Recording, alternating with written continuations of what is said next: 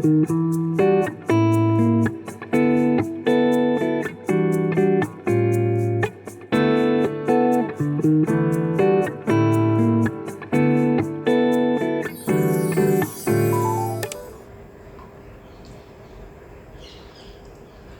a fucking month.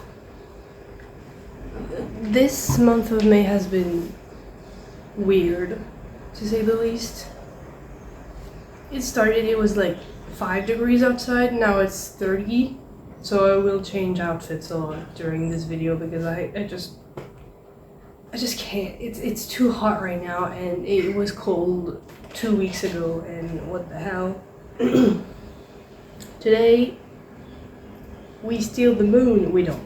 What do I have to do now? I have to keep going on a cardigan that I started for some reason, and it's for next fall, but hello?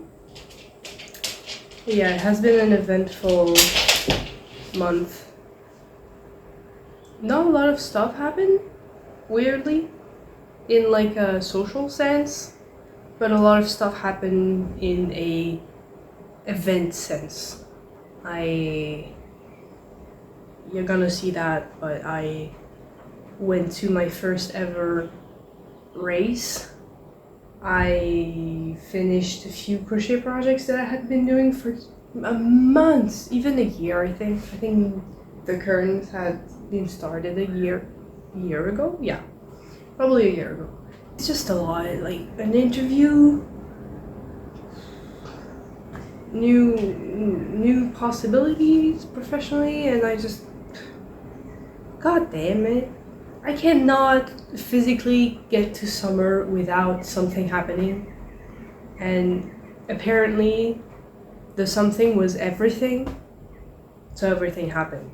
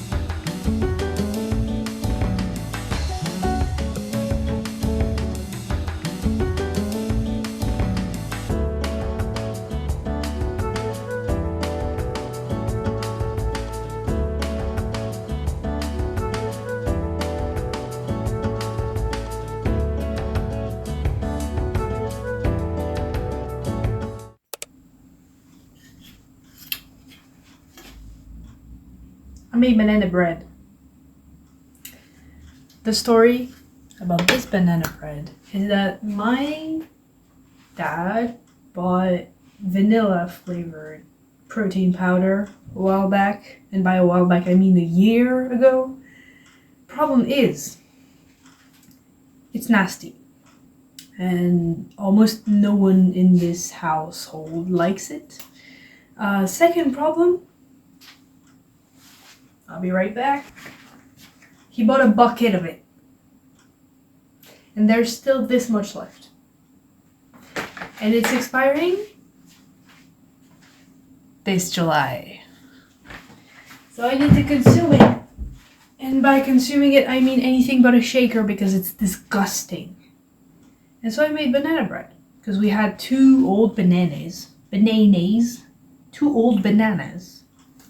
that no one was going to eat because we are a green banana type of household. So I made this, and for some reason it really does look like bread, more than usual. It doesn't look like a cake at all, and I'm very scared that it's going to taste like shit. So we're going to try it together. Not straight. It's like kind of wonky. Really hope it's not going to be disgusting. Okay, it looks a bit dry. I mean, let's be real for a second. Protein recipes are usually very much nasty, and I don't know why people are hyping them so much. Why is there so much sun now that I'm filming bullshit? This is how it looks like. I added chia seeds to it because I like my fiber, you know.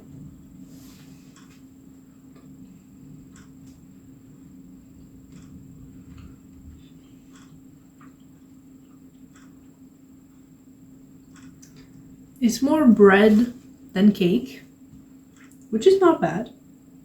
There was peanut butter in the recipe, you can feel it. It actually cuts the banana taste a bit, but yeah, it's more bread than anything. I think putting something on top of this would be good too. It's a nice snack though, I have to say. It must be great with yogurt, actually. I do taste the baking powder a little bit. That's just me, and that's also because I added salt. Because the peanut butter is better with salt. Fight me. Not bad. Not bad at all. The chia seeds add a little bit of nuttiness to it, which I really like. But I'm going to need some water on the side. I'm not a big protein person. I'm more of a fiber person. I'm more of a hitting all of my nutrients. I don't need to hit 50 million grams of protein. I just need to eat everything I need. Vitamins, fiber, iron. I need my iron because I'm iron deficient, like 90% of people that I know. So yeah, that's not bad. It's not bad. This is going to be my little snack. Ooh. That was the review. I give it a 3.5 out of 5. Not awful, not great. Just bread with a vague taste of peanut and banana. On I think Thursday and Friday, one of our new team members, Liam, he is actually a photographer when he's not here, so he's gonna help us out and make sure the lighting looks good and the backdrop and the setup and all of that. I'm so excited for the photography to get like taking that many repetitive pictures.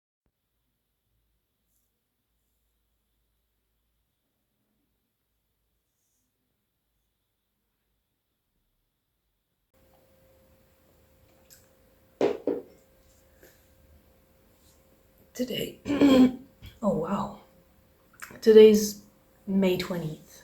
That's my dog. If you didn't notice, he's sleeping, but his feetsies are out.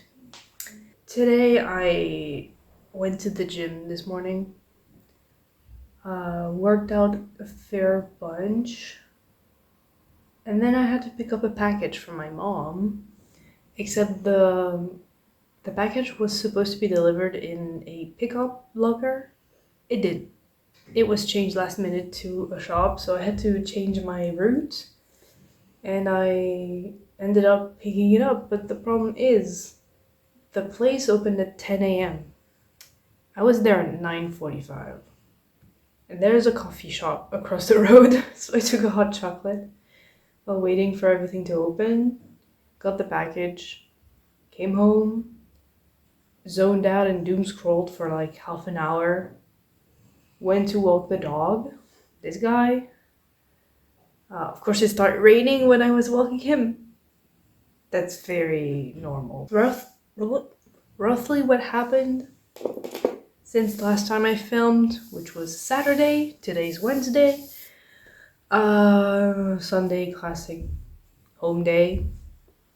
Monday, I had an interview in the evening. Why an interview at 5 p.m? I know, really. But it was planned and it was extremely stressful, and I was basically shitting my pants the whole time. But it seemed to go well. It was only one afternoon of interviews and it was via Zoom. So I know it was shortlisted to like a list of 5 people max, which is nice, pretty cool. Maybe more than 5.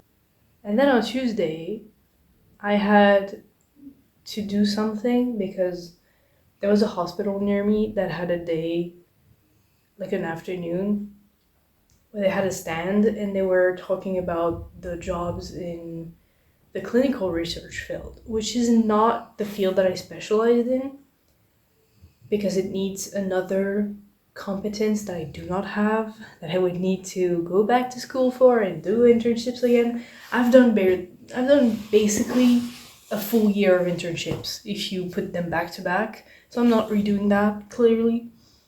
And I did the road for basically nothing because I came to their stand and they were like, oh, what do you do? And I was like, I did that as a studies. And then they were like, oh, okay, so you know basically what we do. And I was like, yeah, but I just wanted to know what kind of jobs they were. And they just recited everything I already knew. And I was like, okay, I'm not sure. I'm really interested, but my profile, I'm not sure that it works. And she was like, yeah, it works if you do a training in a school of like a year.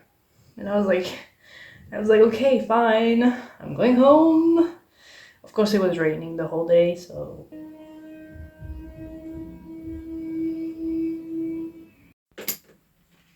Also, a very needed curtain update because I am 12 rows in out of 19.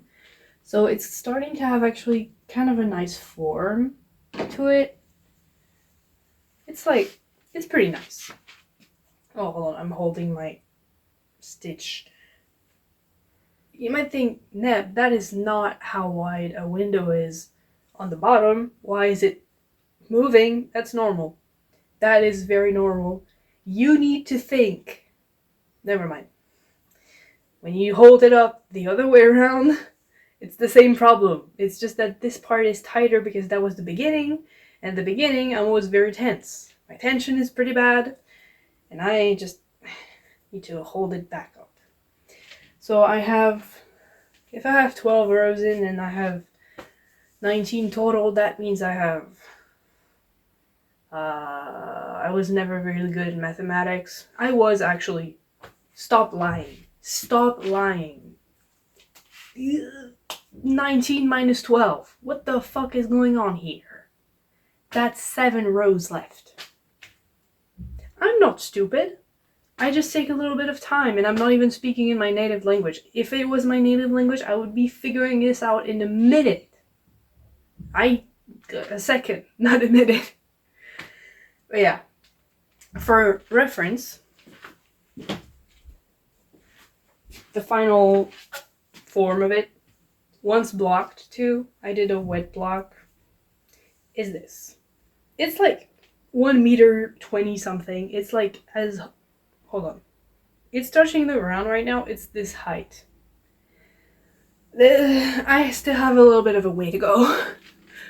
But once it's done, that means that the summer sun in my windows will have the nicest, bright, warm color in my room, which, for obvious reasons, has purplish, grayish wallpaper, which is nice when you sleep, but when you don't, you need something to warm it up, because if I don't, then I'm going to start thinking gray and be unhappy. So the cardigan did not advance one bit. You know why? Because I'm focusing on this god forsaken curtain. Because when I did the first one, I did like 5 rows and I was like, I don't like this, and I did like 5 different projects before going back to it, and I do not want to have a whip pile that is bigger than 2 projects. And the cardigan is obviously going to take longer than just this. So I work on this in front of YouTube videos instead of looking for a job. And I do my best, okay? I do my best. So yeah, that's the progress update.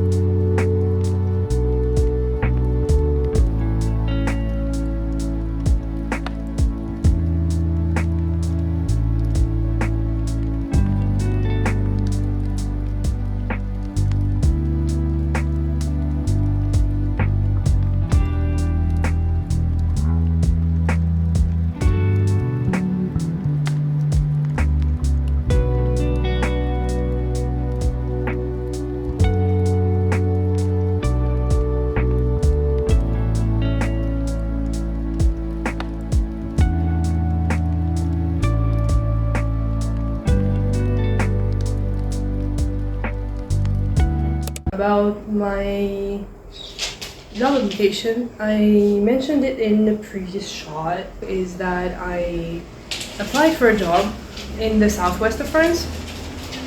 It was an engineer job at a university lab, so doesn't pay very well, a bit far from home, and I was shortlisted basically. Out of 130 applicants, I was in the 8 last people to be chosen, even though I have 0 professional experience besides internships, and I had experience in what they wanted, but not specifically what they did. So it was more like theory than practice, but they really, really liked me. And when they sent the rejection email, HR sent the rejection email first, and they were like, oh, you know, the classic one, you know, unfortunately we cannot give any more attention to your application because there is someone more experimented than you. That's cool, I get it. Honestly, when I was doing the interview, I was like, unless everyone is washed, I have no chances. I would love to have chances, but I don't have any.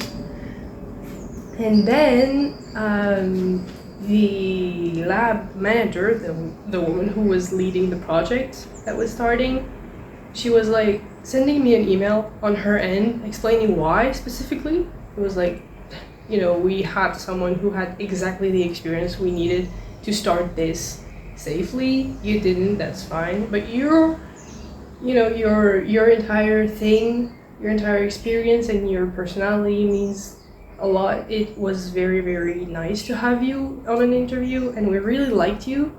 I have a colleague who is looking for a PhD student.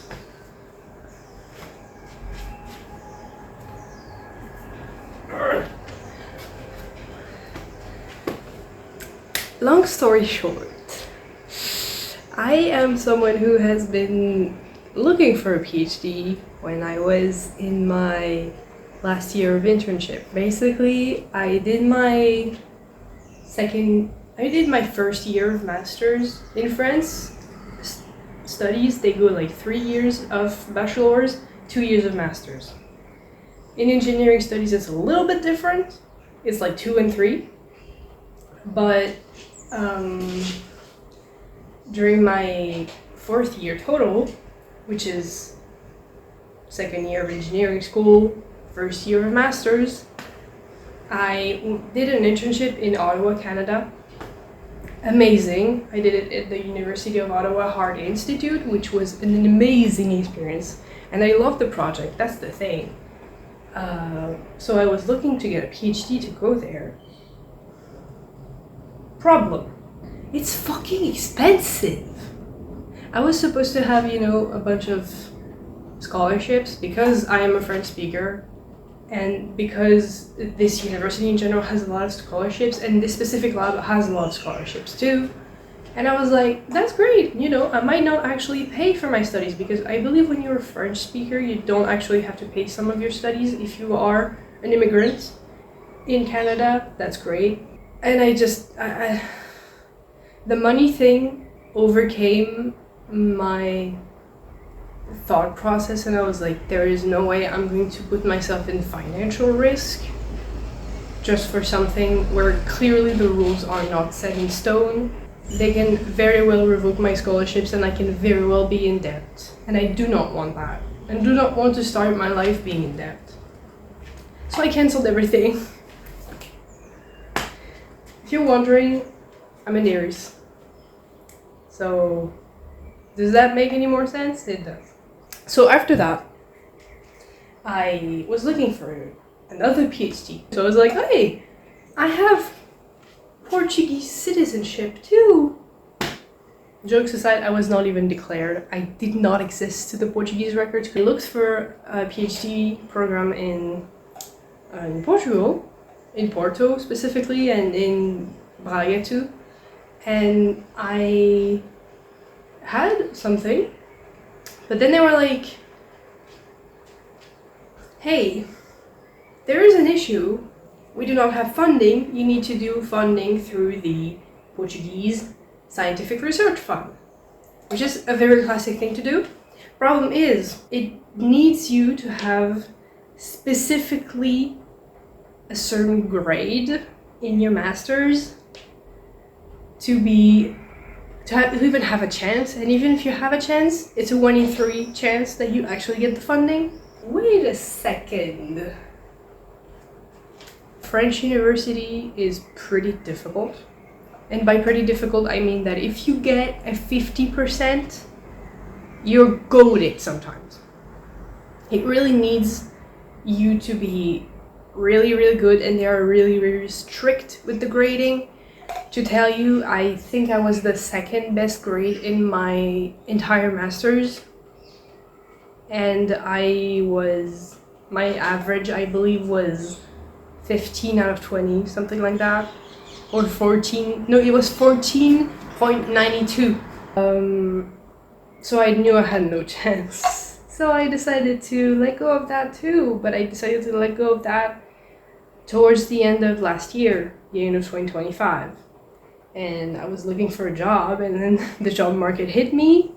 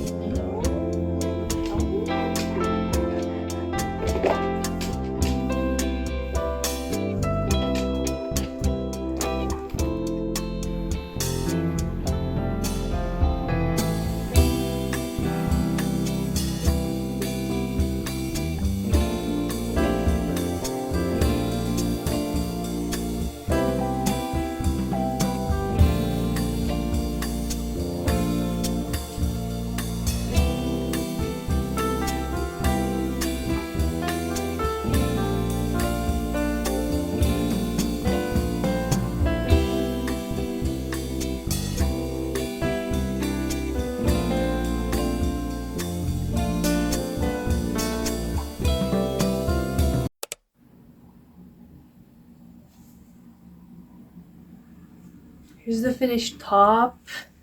I put a little bit of a button here because it's nice when you can close it. Usually I don't like wearing them closed, my jackets and my cardigans, but it's still nice this way.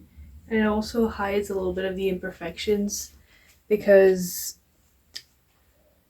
weirdly enough, I made the sleeve as wide as one of my favorite shirts, which is really wide, which means that the hexagon is wide, but I forgot that I have a chest, which means that this part, the body part, is way tighter than what I believed it would be. It's like really embracing my body without being too tight. But the sleeves are nice. Honestly, I really like them. They're like wide but not too wide, and they can just go back and free my wrists. So I really like it. The seams don't show too much, despite me seeming it like trash, but it's really nice. I hope you like this video. It's the first time I was doing some more talking in front of the camera, and it's a little bit awkward for now, but it'll get better. If you like this, please consider subscribing and liking, and I'll be back with new stuff, hopefully a little bit more variety. The heat alert this month, the heat alert this month was really keeping me from doing interesting things other than crocheting this thing and my curtains from the beginning of the video. So yeah, see you soon.